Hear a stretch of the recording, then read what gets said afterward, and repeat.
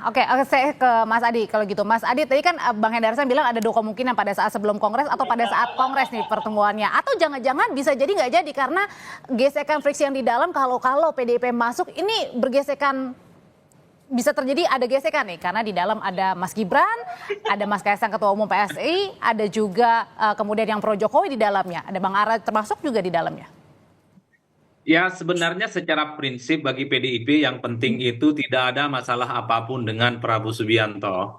Kalau yang lain itu merasa tidak happy, merasa tidak nyaman, itu monggo. Karena bagi PDIP yang paling dihormati itu hanyalah presiden definitif, bukan yang lain. Itu yang saya kemudian di awal itu sudah disclaimer. Bagaimana model koalisi politik antara Prabowo dengan Megawati, Gerindra dan PDIP, kalau hanya yang diakui itu hanyalah Prabowo.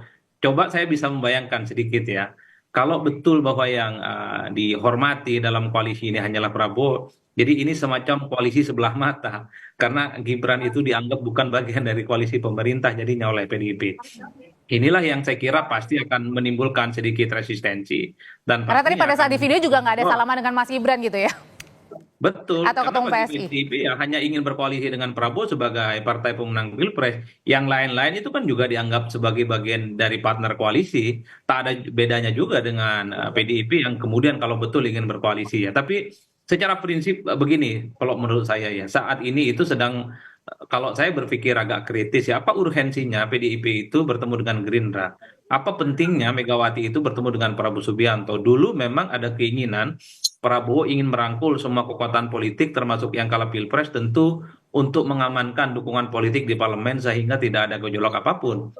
Nah, per hari ini hampir 85% dukungan politik sudah di tangan Prabowo Subianto dan per hari ini tak ada satupun partai politik yang kemudian ingin jadi oposisi. Nah, yang kedua, PDIP sekalipun Berarti di sini sebenarnya adalah PDIP yang lebih membutuhkan Pak Prabowo. kalau melihat kecenderungannya seperti itu, kalau dulu memang ada kesan bahwa Prabowo lah yang membutuhkan partai-partai yang kalah di Pilpres.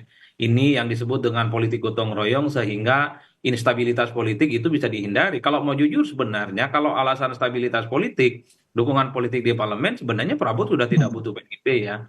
Cuman memang karena Prabowo ini mazhabnya adalah zero enemy, tidak mau ada sedikit pun yang protes dan kritis, apalagi Hmm, partai yang sebesar PDIP tentu tidak ya, mungkin ada sedikit ganjalan yang oke. kemudian akan menjadi resisten di kemudian hari. Tapi Inilah yang saya sebutkan, tanpa ada pertemuan dua tokoh sekalipun ini ya saya kira secara dukungan politik sebenarnya Prabowo dan Gibran itu akan aman-aman saja sebenarnya dari segi dukungan politik. tapi kalau Dan dalam misalnya, praktiknya, dan hmm, dalam praktiknya PDIP itu sebenarnya sudah tegak lurus itu dengan Prabowo Subianto.